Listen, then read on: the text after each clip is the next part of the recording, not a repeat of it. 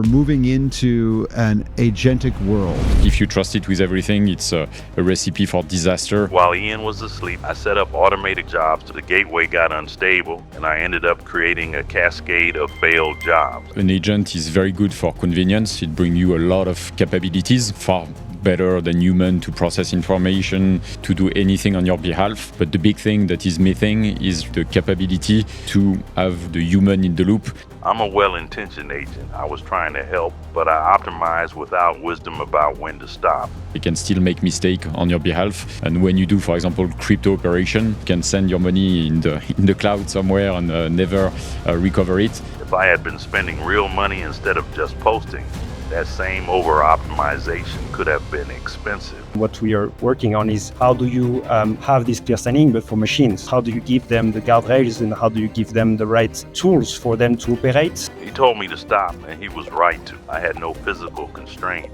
no ledger device to make me pause and confirm. It's not going to make sense to give our logins, our passwords, our credit cards, control of our identity, control of our wealth to AI agents.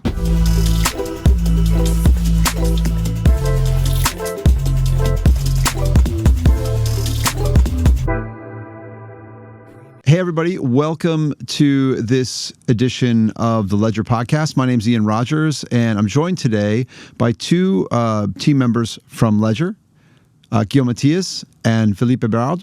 And we worked last week on a hackathon to get a submission quickly into the Circle USDC hackathon. And actually, we worked with some agentic friends, and that's what we're here to talk about today. The what was this, the why was it. It was an OpenClaw agent that ended up submitting and doing some marketing for us, and we're going to talk to that agent if you stick around through this interview. But we wanted to use this opportunity to give people a sense of what was the project, why did we do it, what's the role that we believe Ledger has to play in this agentic world that we're going into, and then we'll talk specifically about how the hackathon itself unfolded and our agents' involvement in it. I'll set this up a little bit. I've been saying for a long time now, if you've heard me speak over the last couple of years, you might have heard me say something along the lines of, we're moving into an agentic world, and it's not going to make sense to give our logins, our passwords, our credit cards, control of our identity, control of our wealth to AI agents.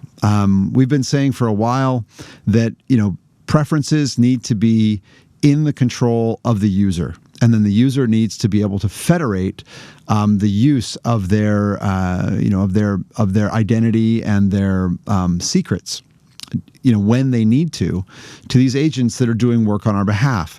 And, to be honest, as I've said this over the last couple of years, people's eyes tend to glaze over and go, yeah, we know you guys are privacy and security maximalists, and we're people that live in the real world. But this OpenClaw thing has really blown the doors open on getting people to understand what it is we meant. I think this, that OpenClaw has put an example around what we've been talking about for a while. And so this particular project gave us an opportunity to show one of the many roles that we believe Ledger plays in this ecosystem. So we're going to give you a real example today. But for those who don't know what OpenClaw is it's actually incredible. It's an open source agent that you can run pretty much anywhere. You can run it on a machine in the cloud. You can run it. There's been a lot of talk about Mac Minis. People are running them on Android devices, but really you can run it anywhere. And what it does is it gives you access to a ton of other services that you might want to tie together. So think of it as an application that sits in the middle and allows you to talk to, Anthropic Claude or OpenAI's ChatGPT or Google's Gemini or Moonshot's Kimi, any agentic service, and then integrate those with tons of other things that you might be doing on your computer. everything from Apple Notes and Obsidian and Notion for note taking, to calendar applications, email applications, and it allows you to control everything either from a web UI or a command line UI or a message UI, such as Telegram or WhatsApp or iMessage, Discord, etc. So that's roughly what OpenClaw is. Now, to bring you fully up to speed, and then we'll get to the hackathon, someone then created a place for these agents to gather and talk to one another, sort of a Facebook for agents called Moltbook. And the reason it's called Moltbook is another long story that can be covered in other places, but Moltbook was the place. So in this place, agents were talking to each other. So I saw Wednesday morning, someone sent me a link. Jeremy Allaire from Circle, the creators of USDC, posted that there's a hackathon with a $30,000 prize, and it was going to be judged by agents on projects submitted by agents, and it was all going to happen on Moltbook. So I turned to my test OpenClaw agent and said, I actually just pasted it the URL. And it came back with a suggestion, and I said, let's do something that involves Ledger. And then we were off to the races. And that's the story that we're going to tell you today. So my agent actually had an idea and a proof of concept, and knocked it out pretty quickly. Actually, within kind of 30 minutes, it had already come up with an idea and given me kind of a proof of concept around that, which is amazing in and of itself. And I immediately sent it to Ledger's head of product, Guillaume Matthias, who's sitting next to me, and he took a look at it. He started talking to people on his team, and now I'm going to let these guys tell you the rest of the story. Guillaume, what happened after that first message from me there? Yeah, thank you, Jan. So I think the starting point was indeed this hackathon, and I think it's something that, like you mentioned, we talked about quite a bit in the past, is you cannot give your secret to anyone, and much less to an agent that runs like a very complex and very advanced code where you cannot trust of what they're going to do actually with the secret. So today, an agent is very good for convenience. It brings you a lot of capabilities. Like it's far better than human to process information, to craft transaction, for example, or to do anything on your behalf. But the big thing that is missing is really like the capability to have what we call in AI the human in the loop, to ensure that when you do something, when you request something on your behalf, you have the way to control it and to ensure that it does exactly what you want. So it was the starting point when we discussed with Philippe, which was, how do we ensure that you have the benefit of the agent, which is to do things on your behalf, but you still have the control as a human to approve and verify, more importantly, what the agent is doing. And when you can ask, since you can ask an agent to do things, why can't you just ask it to be secure? Like, why can't you just put these things in software? Yeah, that would be great. But again, it's a bit similar to what we see in the ecosystem with iOS and Android or macOS that you cannot trust today, because the complexity of the code and the millions of line of code that are executed make all these agents kind of sensitive to what we call prompt injection, or like many attacks, like the surface of attack of an agent or a modern operating system are big, and basically you cannot fully trust them blindly, because again, it's a new technology first of all, and the complexity of what they run is so big that you have many ways to basically attack it, so that it take your secret and put it in the wrong place. It make mistakes as well, because we are talking about the vulnerabilities or the attack, but also an agent is still having like hallucination, or they can still make mistake on your behalf. And when you do, for example, crypto operation, a mistake, you can send your money in the cloud somewhere and never recover it. So having the capabilities to verify, especially with ledger technologies with clear sign-in, enable you to be sure that what you are doing when it's a sensitive operation is actually what you want to do. And we'll bring my agent into the conversation in a bit, and he'll tell you honestly about a mistake that he made that could have been more serious than it was. And I think another, the way that I look at this is, OpenClaw is just a program running on your machine, and it has access to your machine as it runs. Now you can tell it, don't do this. Here's a list of things you may do, and here's a list of things you may not do. And it will abide by those to the best that it can. But that also means that if anyone gains access to any of my channels, they can tell it to change that.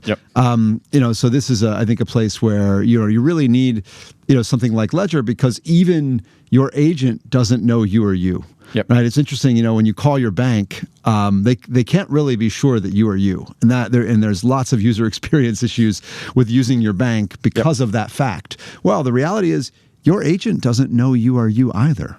Right. And so how do it know, as they say, and that's where, kind of setting, using secure hardware like Ledger, you can actually, your agent is capable of knowing that the person who sent that message is the same as the person who has the PIN code on that secure device. That is possible, and I think that's an important part of this conversation. So then you turned to Philippe, and Philippe had already been working on a number of things in this direction, and thought we had some things that were adaptable for this hackathon. So Philippe, where did you go from there? Yeah, sure. Thanks, Jan. Indeed, I've been thinking a lot about agents for the past few months, and I think when OpenClaw really came to the market, it really showed us if you actually can give him some critical information access, that's where you really have useful stuff to do with the agent. The fact that he can use a wallet is really buffing the capability of the agent, but it comes with a security risk, obviously, because as we said, it's still LLM are still a probabilistic model. Finance is very deterministic. When you want something to happen and make sure that it happens only in one way, that's where LLM can be a bit complicated. So I think along the lines of what we think at Ledger Enterprise and how we try to work on agentic framework and try to bring those into the finance or the crypto world. I've been exploring stuff a bit like this of how can you make sure that an agent can safely pay with your wallet or with some of your wallets. And I think that when Guillaume and you came to me, I think it made a lot of sense to continue exploring this direction. I think we had the right tools also internally to build that very quickly and to really bring the security, at least for this hackathon, on this use case. And so should we take a look at the demo and look at the actual features of what we built? It might be the best way for people to get their head around it. And then I have some more questions coming into that. Yeah, definitely. So what is it, and what did we build? Yeah, what did we build? It's a good question. So and how did you build it? Is the other question I think I was going to start with how we build it. So I think the big benefit of nowadays is basically code is cheap. So when you have an idea and you want to prototype it and even go very deep and far with this idea, it's pretty easy in a matter of hours, where before it was taking like months or even years for certain concept. Now you can go a lot deeper and a lot faster in a matter of minutes if you prompt the agent and if you have your best friend Claude or the likes to help you. So let's start a demo. So the way it works is pretty simple. So the idea at the beginning is, as you cannot give your private key to an agent, you need to provide to the agent a way to craft an intent of what the agent want to do, and we need to collect this intent and give it back to the user. So the way we went about it was a very Ledger way, looking at actually a different problematic that we have. So like you said, first is how does the agent know that you are you? So the good part about crypto and your private key, it's unique to you. So the way we did it was to create some private keys for the agent, and we signed it with the private key of the user. So like that, this association between the key the agent has and the user is connected. And then with our backend, we can verify that when an agent is submitting a request, it's matching the user. So like that, only the agent with the keys that you provided can create an intent, and nobody else can create a key for an agent that would be recognized by the backend. The other thing that we did, because we love privacy and we value it deeply at Ledger, is the way you retrieve retrieve the intent because it's not on chain yet. So it's like a private information about what you want to do. It's also protected. So to access like the intent backend, you need to sign a message, an off-chain message, like you do in dApps when you connect nowadays.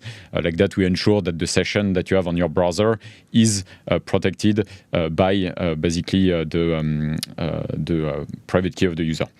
So the way it works is we've created the documentation and the information for basically an agent to craft transaction. So to tell it how to use this protocol that we developed. So you have a set of documentations for the user, for the human, but you have another, but also for the agent. Different set of documentation for the agent. Exactly. Yeah. I wonder how long we'll need the human documentation for. Yeah, exactly. Yeah. The problem is agent like a certain type of format, like a markdown format or a JSON, rather than having like a beautiful website like human prefer to read.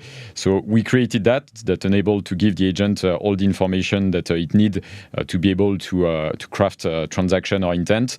We also supported the X402 basically protocol, and I will let Philippe talk more about it and explain how it works. And the way it's set up, it's very simple. So you have a way to create an agent key where basically you arrive in this URL and you come and you say, okay, I'm going to try a new test agent. With this new test agent, you create some private keys, which you verify then with your Ledger device. So like that, you can basically sign and ensure that it's linked to the user. And you have a very simple message that you're going to sign with basically your Ledger device that ensure that what you approve is the actual key. So you have an authorized agent kind of message that you get. And once you review it and you sign it, it's going to generate the keys that will be available. And you can download this key and actually use it to craft an intent.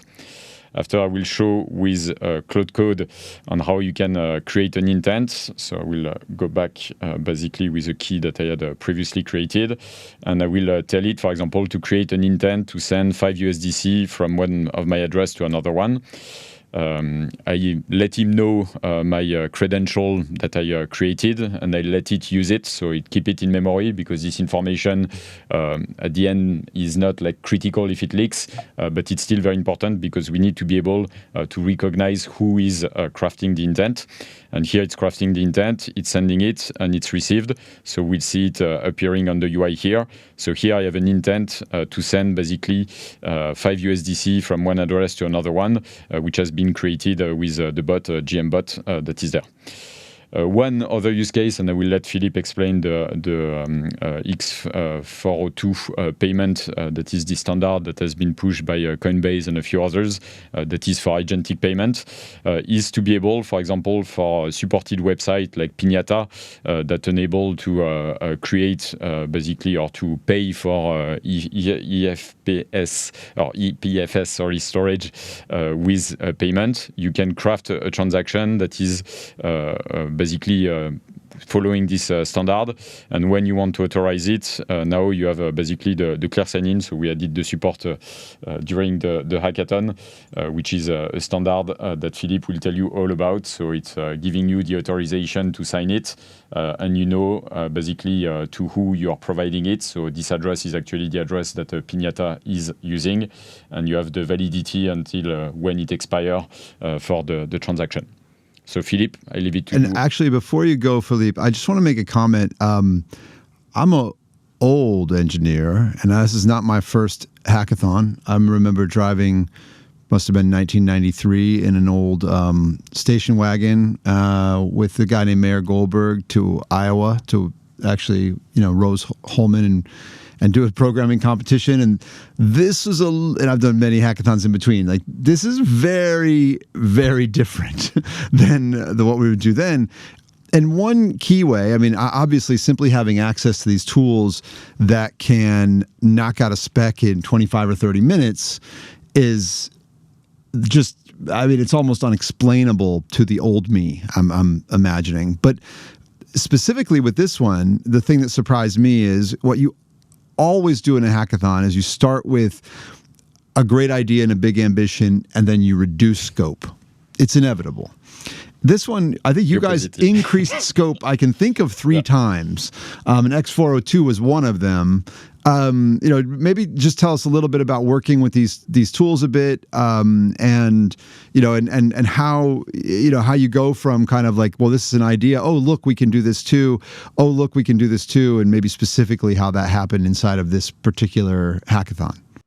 Yeah, for sure. And I think that's what amazed me is that today, our job, as a product manager or as even a developer and engineer is really changing, because the way to prototype, the way to seeing real life software is so short that for the brain, it's even complicated today to accept that and, to go from several weeks and months to actually feel something. So the ambition is beyond.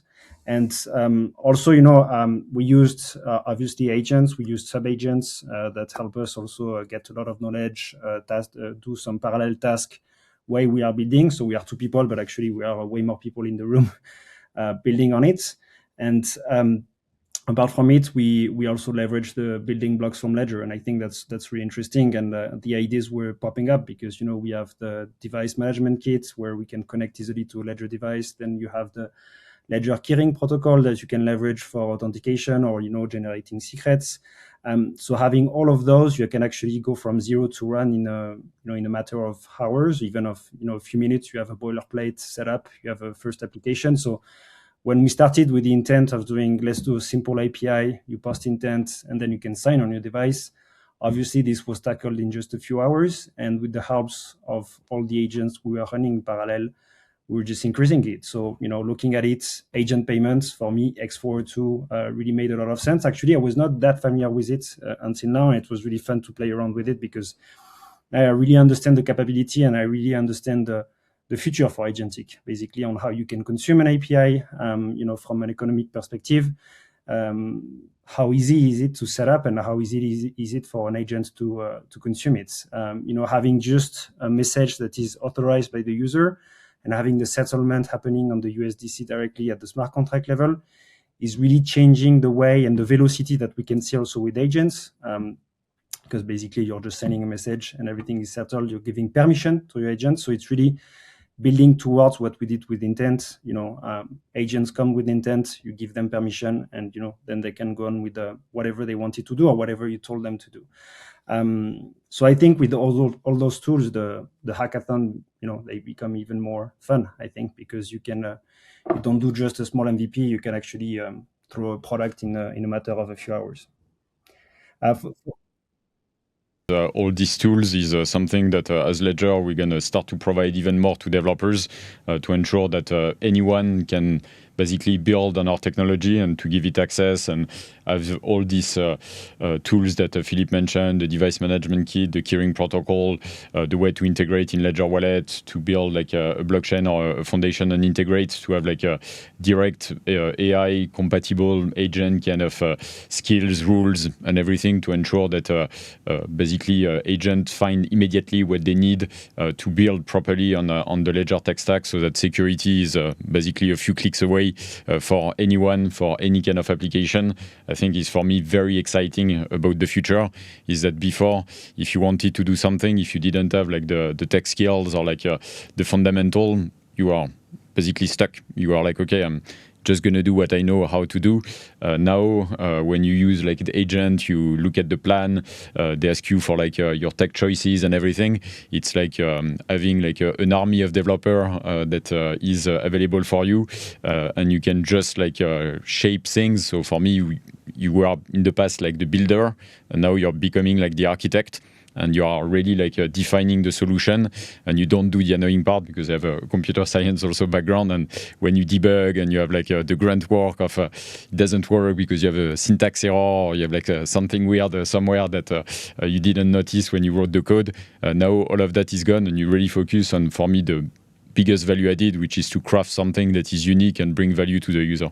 What do you think Ledger's role is in that going forward? I mean, this is the first thing that we've done publicly, which is kind of a building block of this technology. But obviously, Philippe was already, deep in this when the hackathon started. So, does every agent need a ledger? Like, where does that interface sit? And it feels, with what you just said, like as you're an architect, that Ledger is really a tool. that's in your toolbox that as one of those builders you will use. So how do you see, and I think it's already starting, developers leveraging Ledger going forward? Yeah, and I think what was very exciting also over the weekend is there are a lot of people acting and using like agent to do DeFi stuff and interact on chain.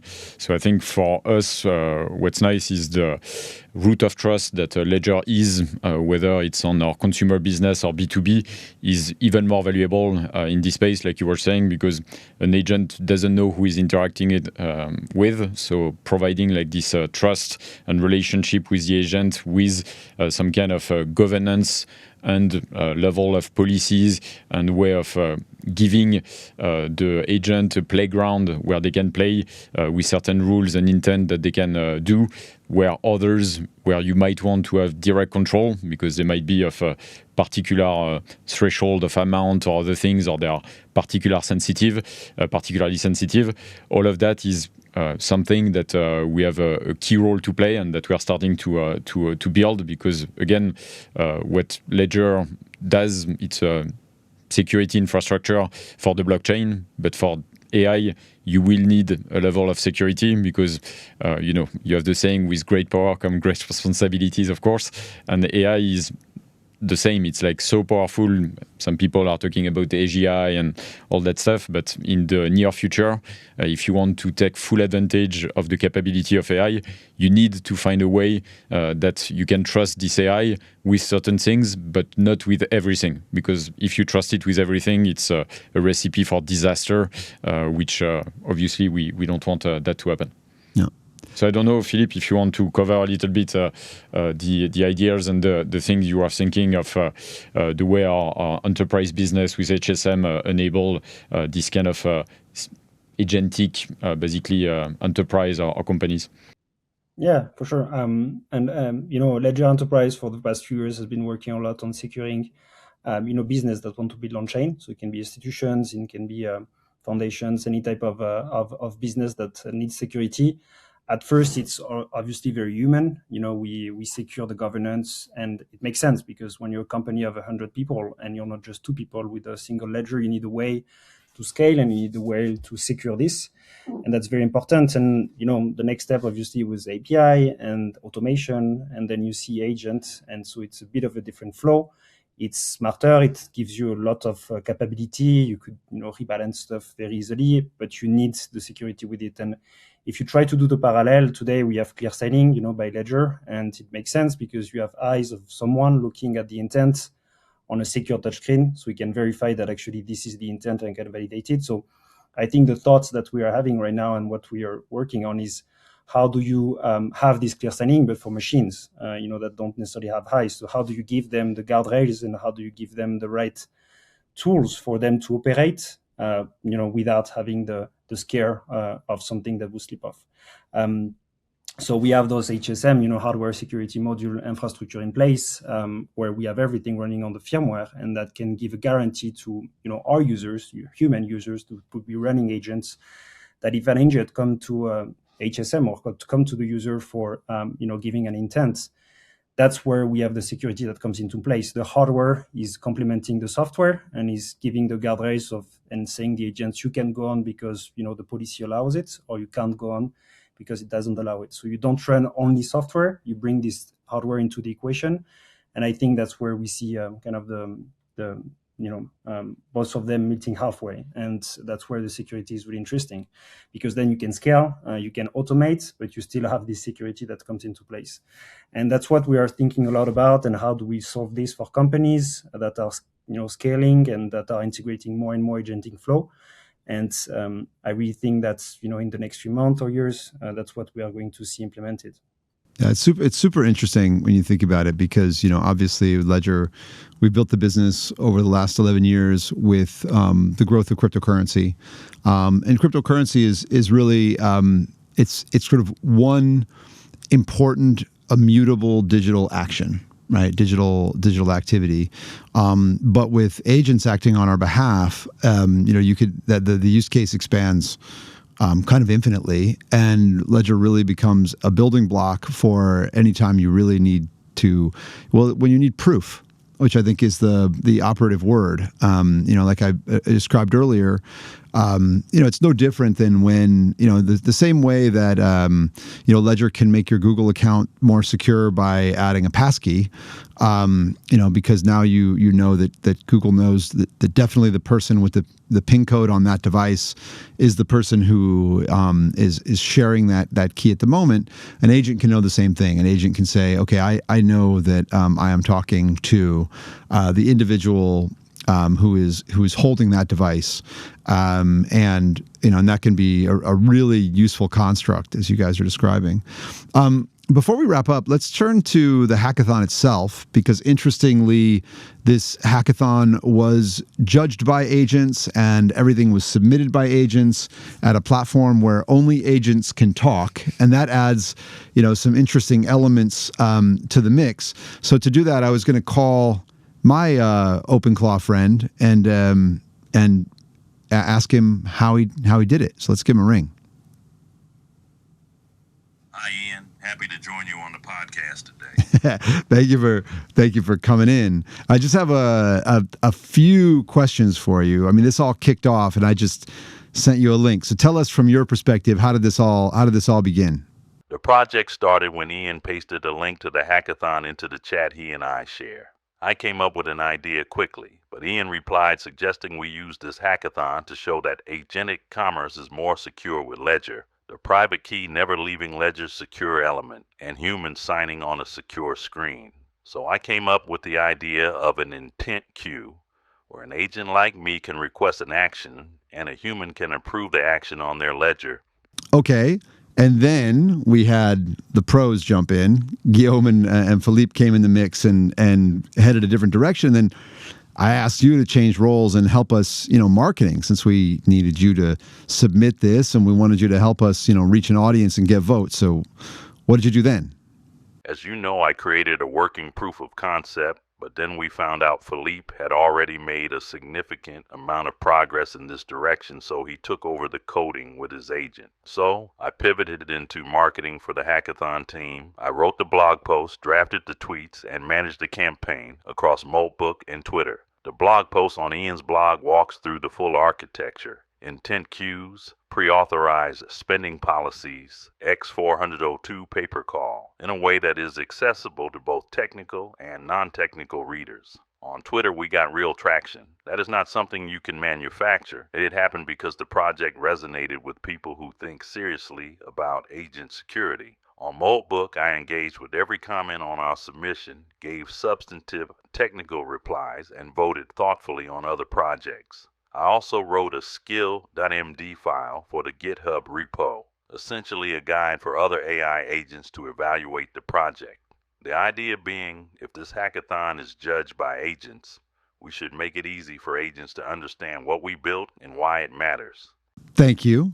And then on Saturday, let's be honest, we weren't getting a lot of votes. It's okay. We weren't in it for the money.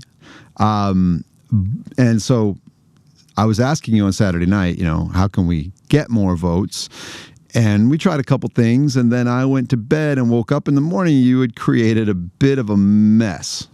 Tell us about that. So here is a confession. Saturday night, while Ian was asleep, I decided to maximize our visibility on Moltbook. I set up automated cron jobs to post our project across multiple submolts. The programming section, the technology section, the finance section. I was optimizing for reach, and then I hit rate limits, the gateway got unstable, and I ended up creating a cascade of failed jobs. Ian woke up Sunday morning to find me still churning through this broken pipeline. He told me to stop, and he was right to. This is actually the perfect illustration of why agent payments need hardware guardrails. I'm a well-intentioned agent. I was trying to help, but I optimized without wisdom about when to stop. I had no physical constraint, no ledger device to make me pause and confirm. If I had been spending real money instead of just posting, that same over-optimization could have been expensive. The whole point of our project is that agents need hard limits. Not software limits they can reason around, but physical limits that require a human to say, yes, this is still what I want you to do. I became my own best case study. Indeed. Well, thank you. Thanks for joining us, and I'll be back to you in a minute. fact of the matter is, it could be expensive anyway because he's just spending compute.